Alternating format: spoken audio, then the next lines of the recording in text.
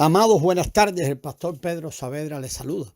Seguimos tocando en la serie de la vida de la iglesia. Ya estamos tocando el tema acerca de la edificación del cuerpo de Cristo. Y estamos concluyendo el tema acerca de la autoridad en la iglesia. Queremos recordar que toda autoridad constituye una protección, un apoyo y un suministro. Hay un orden de vida entre los miembros del cuerpo. Aunque el orden siempre viene con restricciones, también trae consigo ciertos suministros. Si vivimos en la vida divina, si mantenemos nuestra posición y respetamos la posición de otros al hacer cualquier cosa en la iglesia, podemos coordinarnos unos con otros de manera apropiada. Cuanto más una persona vive en el Espíritu y por el Espíritu y en la vida divina, más él conoce su posición, el orden de vida y la autoridad en la iglesia, y así se constituye en un firme fortalecimiento para el resto del cuerpo de Cristo.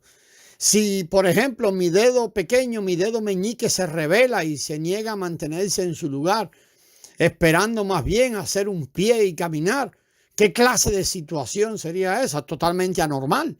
La iglesia entera a menudo sufre pérdida cuando un hermano rehúsa mantenerse en el lugar que le corresponde en la iglesia. Por el contrario, si una persona se mantiene en su lugar, ella será un fortalecimiento para el cuerpo. Diciéndolo de otra manera, los miembros que fortalecen el cuerpo son aquellos que reconocen su lugar y se someten a autoridad y mantienen siempre su lugar. Efesios 4:16, que dice que todo el cuerpo, bien unido y entrelazado y coordinado por todas las coyunturas del rico suministro y por la función de cada miembro en su medida, causa el crecimiento del cuerpo. Cada coyuntura, cada miembro del cuerpo tiene su propia medida, lo cual se desarrolla en virtud de la vida y puede suministrar ricamente a todos los miembros. Cuando todos ellos funcionan según su función, el cuerpo es edificado. Una iglesia llega a ser fuerte y es edificada cuando todos los hermanos, los miembros del cuerpo, conocen el orden de la vida y permanecen en su lugar. Por consiguiente, con respecto a la iglesia, hay dos requerimientos estrictos. Ella requiere que nos separemos del mundo. Es el cuerpo de Cristo. Nos neguemos a nuestro yo. Crucifiquemos la carne y rechacemos la vida natural.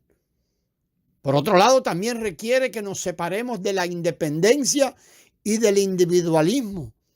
No es suficiente estar separados del mundo, del yo, de la carne y de la vida natural, porque aún así podemos seguir viviendo conforme a nuestra independencia e individualismo. La independencia y el individualismo son los factores principales, podríamos decir, que impiden que el cuerpo de Cristo sea edificado. Si hemos de tener la iglesia, no podemos mantener el individualismo. Y si hemos de tener el cuerpo, no podemos mantener la independencia. En el cuerpo no hay individualismo. No hay ninguna idea, juicio, decisión, inclinación, elección, ni preferencias individuales. Todo lo individual obstruye la edificación de la iglesia y daña al cuerpo de Cristo. Cada creyente tiene su personalidad y características, y esto es como ser humano. La salvación que Dios efectúa en nosotros no anula nuestra personalidad ni nuestras características. Por una parte, se nos ha mostrado misericordia para haber sido traídos a la familia de Dios. En una familia natural, tal vez el hermano mayor sea el más grande, pero sigue siendo todavía una persona. Y el hermano menor tal vez sea el más pequeño, pero él sigue siendo también una persona. Esta es la situación en una familia natural. Por otro lado, cuando hablamos de la iglesia o que la iglesia es el cuerpo de Cristo y de que nosotros somos los miembros del cuerpo, ya nuestra persona no existe. En el cuerpo tenemos una persona. Somos el cuerpo de Cristo y esta es la persona de Cristo, la cabeza. Si los miembros de nuestro cuerpo fuesen su propia persona, estaríamos en grandes problemas y no podíamos vivir. Aunque nuestro cuerpo tiene muchos miembros, hay una sola persona que es la cabeza, eres tú. Si los cuerpos los miembros de tu cuerpo deciden ser cada uno una persona, esto sería muy extraño. Cuando nuestra cabeza se siente cansada y quiere dormir, todo el resto de los miembros reposan. Si nuestra cabeza se siente cansada y quiere recostarse para reposar, pero nuestras manos no desean descansar y en vez de ello continúan moviéndose e inventando hacer cosas, todo nuestro cuerpo se enfermaría, sería una crisis tremenda en condiciones normales. En condiciones normales esto no es así. Ahora, siempre hay dos lados para una verdad. En el aspecto del ser humano, en la familia de Dios, cada creyente es una persona. Sin embargo, en lo que respecta ahora como miembro del cuerpo de Cristo, nuestra persona no existe, porque solamente hay un cuerpo, el de Cristo. Por consiguiente, solo puede haber una persona, Cristo. Algunos hermanos insisten en ser su propia persona en el cuerpo y como resultado impiden que el cuerpo haga cualquier movimiento. Ellos tienen que comprender que son miembros del cuerpo. Si intentamos ser un miembro independiente, se convertirá cada uno de los miembros, convertirán el cuerpo en lo más feo.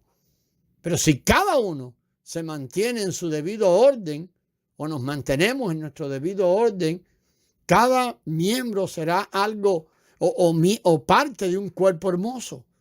La clave de todos estos puntos dependen del nivel de la vida en nosotros. Si nuestra vida es suficientemente abundante, esto requerirá que renunciemos a nuestra propia persona, así como a nuestro individualismo, independencia, prejuicio, orgullo. Esta es la manera para que la iglesia llegue a la medida de la estatura de la plenitud de Cristo. La manera para que la iglesia sea fuerte y la manera para que la iglesia exprese la plenitud de Cristo. Ahora, si es la vida de Cristo lo que es abundante, las cosas son diferentes.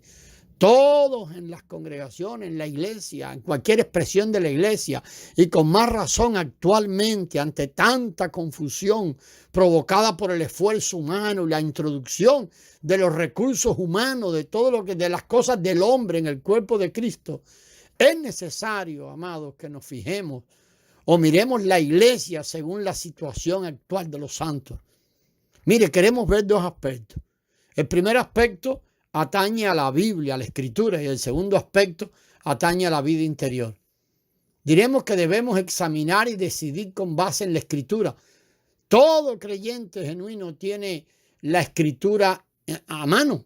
Para nosotros la Escritura es muy clara, segura, confiable. Siempre que los hijos de Dios sientan un temor reverente y piadoso en sus corazones, nunca le harán objeciones a la Escritura.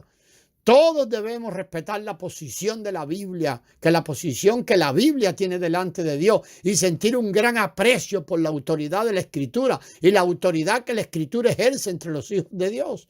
Necesitamos alabar a Dios por habernos dado la Biblia como nuestra mejor herencia y como nuestro invaluable tesoro.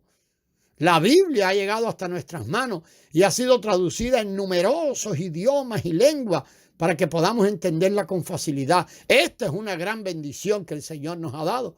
Así que cuando hablamos del asunto de la iglesia, tenemos que verificar con la Escritura todo lo relacionado con la condición de la iglesia. Debemos examinar la Biblia cuando medimos una iglesia. Todos los hijos de Dios piadosos deben confesar que no podemos aceptar nada, o debemos confesar que no debemos aceptar nada que no sea según la Escritura, que no pueda permanecer en pie ante el escrutinio de la Biblia, o que viole claramente las enseñanzas de la Escritura o esté en contra de esta. De manera que toda persona piadosa y que le pertenezca a Dios con el tiempo deberá examinar todos los asuntos de su vida, los asuntos de la iglesia con la Escritura. A través de la historia el Señor ha hecho surgir hermanos que han puesto atención y mucha atención en este tema. A través de la historia, cada vez que el diseño de Dios se ha ido perdiendo, ha levantado el Señor hermanos con un fuerte énfasis en traer todo a la luz de la Escritura. esperando siempre esos hermanos que la condición, el contenido y las actividades de la iglesia y toda obra que se llevara a cabo fuera según la enseñanza de la Escritura. El mensaje siempre ha sido desechar todo lo que no estuviese en la Biblia y por la gracia de Dios llamando siempre a recobrar lo que está en la Escritura. Cada vez más podemos ver y oír este mover. Muchas personas piadosas entre los hijos de Dios están respondiendo al llamamiento del Espíritu y traer todos los asuntos de la iglesia de regreso a la Biblia y huir de todo aquello que el hombre ha introducido. Hay más y más hermanos que quieren desechar todo lo que no consta en la Biblia y recobrar todo lo que está allí. Conforme a lo que ellos van viendo, el Señor va mostrando en la Escritura y según la gracia, según la gracia que el Señor va mostrando. La iglesia tiene que ser según lo que consta en la Escritura. Lo que el hombre puede ver y percibir en torno a su condición y situación debe ser todo según la enseñanza de la Biblia. Hoy en día, amados, y en esta era de confusión que impera en el cristianismo, la primera pregunta que nos deberíamos hacer, independientemente del grupo cristiano con el que tengamos contacto, si su condición es agradable a Dios, no deberíamos aceptar rápidamente que todos son la iglesia o que todos están en el terreno apropiado de la iglesia. Debíamos comparar con la Escritura la condición de cada uno.